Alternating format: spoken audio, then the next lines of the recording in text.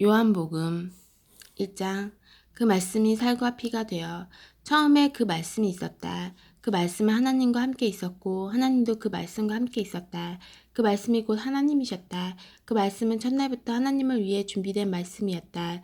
모든 것이 그분을 통해 창조되었다. 그분 없이 창조된 것은 단 하나도 없었다. 존재할 수 있도록 한 것은 바로 생명이었으니 그 생명은 삶을 유지하는 빛이었다. 그 생명빛이 어둠을 타고 타올랐으니 어둠은 그 빛을 끌 수 없었다. 일찍이 한 사람이 있었다. 그의 이름은 요한이었다. 그는 그 생명빛에 이르는 길을 가리켜 보이라고 하나님께서 보내신 사람이었다. 그가 온 것은 어디를 보고 누구를 믿어야 할지를 모든 사람에게 보여주기 위해서였다. 요한 자신은 그 빛이 아니었다. 그는 그 빛에 이르는 길을 보여주려고 온 사람이었다. 그 생명빛은 참된 빛이었다. 그분은 생명에 들어가는 사람 누구나 그 빛 속으로 데려가신다. 그분이 세상에 계셨고 세상이 그분을 통해 존재했지만 세상은 그분을 알아보지 못했다. 그분이 자기 백성에게 오셨지만 그들은 그분을 원치 않았다. 그러나 그분을 원했던 이들, 그분이 스스로 말씀하신 그분이며 말씀하신 대로 행하실 분이라고 믿는 이들은 누구나 그들의 참된 자, 곧 하나님의 자녀가 되게 해주셨다. 이들은 피로 난 자도 아니요 육체로 난 자도 아니며 성관계로 난 자도 아닌 하나님에게서 난 사람들이다. 그 말씀이 살과 피가 되어 우리가 사는 곳에 오셨다. 우리는 그 영광을 두 눈으로 보았다. 단 하나뿐인 그 영광은 아버지 같고 아들 같아서 안팎으로 두루 충만하고 처음부터 끝까지 참된 영광이었다. 요한은 그분을 가리켜 외쳤다. 이분이 바로 그분이시다. 내가 전에 내 뒤에 오시지만 사실은 나보다 앞서 계신 분이라고 말한 것은 바로 이분을 두고 한 말이다. 그분은 언제나 나보다 먼저 계신 분, 늘 먼저 말씀하신 분이기 때문이다. 우리 모두는 그분의 충만한 은혜, 끊임없이 베푸시는 선물에 의지해서 살아간다. 우리가 그 기본적인 것은 모세에게 받았지만 이 풍성한 주고받음, 이 끝없는 암과 깨달음, 이 모든 것은 메시아 예수를 통해 받았다. 이제까지 하나님을 본 사람, 어렴풋하게라도 그분을 본 사람은 없었다. 아버지의 심장에 계신 분, 단 하나뿐인 하나님의 모습이신 그분께서 하나님을 대낮처럼 분명하게 드러내 보이셨다. 광야에서 외치는 소리, 예루살렘의 유대인들이 제사장과 관리들을 요한에게 보내어 그가 누구인지 물어보았을 때 요한은 아무것도 숨기지 않았다. 그는 그 질문을 얼버무려 넘기지 않고 사실 그대로 말했다. 나는 메시아가 아니다. 그들이 다그쳐 물었다. 그렇다면 누구란 말이오? 엘리야요? 아니다. 예언자요? 아니다. 그들은 화를 내며 말했다. 그렇다면 누구란 말이오? 우리를 보낸 이들에게 전해줄 답변이 필요하오. 무엇이라도 좋으니 당신 자신에 대해 좀 알려주시오. 나는 하나님을 위해 길을 곧게 하라고 광야에서 외치는 소리다. 나는 예언자 이사야가 선포한 일을 행하는 것이다. 요한에게 질문한 사람들은 바리새인들이 보낸 이들이었다. 이제 그들은 자신들이 궁금해하던 질문을 던졌다. 당신이 메시아도 아니고 엘리야도 아니고 예언자도 아니라면 세례는 왜 주는 겁니까? 요한이 대답했다. 나는 물로 세례를 줄 뿐이다. 그러나 너희 가운데 너희가 알아보지 못하는 한 분이 서 계신다. 그분은 내 뒤에 오시지만 내 다음 가는 분이 아니시다. 나는 그분의 겉옷을 들고 있을 자격조차 없는 사람이다. 이것은 요한이 세례를 주던 요단강 건너편 베다니에서 나눈 대화였다.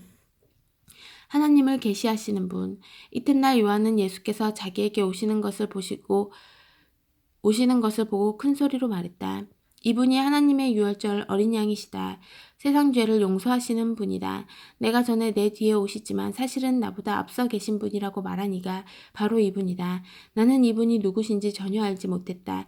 내가 아는 것은 이분이 하나님을 계시하시는 분이심을 알아보도록 이스라엘을 준비시키는 것이 내 임무라는 것뿐이었다. 그래서 내가 여기에 와서 물로 세례를 주는 것이다.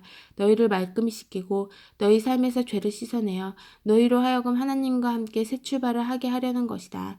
요한은 자신의 증언을 이 말로 매듭지었다. 나는 성령께서 비둘기처럼 하늘에서 내려와 이분 안에 편히 머무시는 것을 보았다. 다시 말하지만 내가 이분에 대해 아는 것은 물로 세례를 주라고 내게 권한을 주신 분께서 너는 성령이 내려와 한 분 위에 머무는 것을 보게 될 텐데 그가 성령으로 세례를 줄 것이다 라고 말씀하신 것뿐이었다. 나는 정확하게 그 일이 일어난 것을 보았고 그래서 너희에게 말하는 것이다.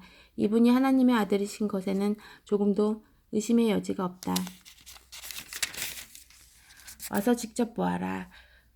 이튿날 요한이 두 제자와 함께 자기 일터에 있다가 예수께서 근처를 지나가시는 것을 보고 말했다.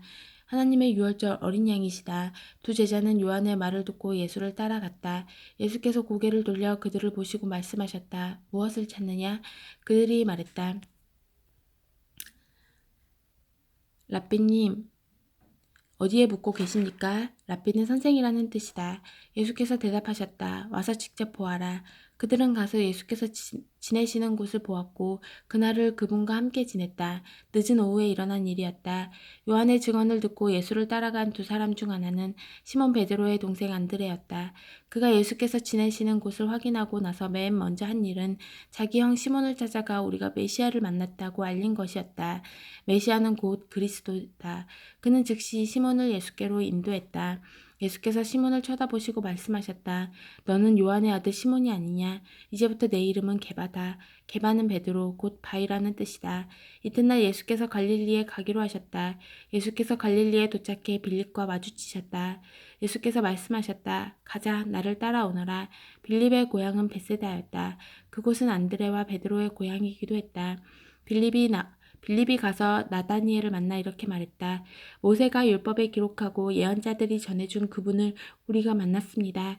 그분은 요셉의 아들 예수라는 분인데 나사렛에서 오셨어요. 나다니엘이 말했다. 나사렛이라고? 나사렛이라고요? 설마 농담이겠죠?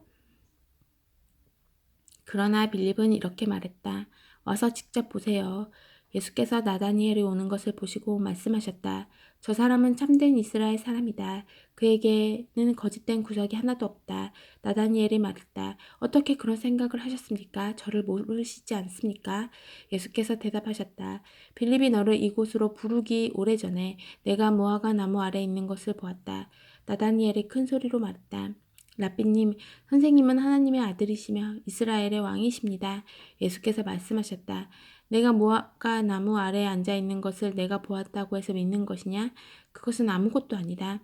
이 일이 끝나기 전에 너희는 하늘이 열리고 하나님의 천사들이 인자 위에 오르내리는 것을 보게 될 것이다. 아멘.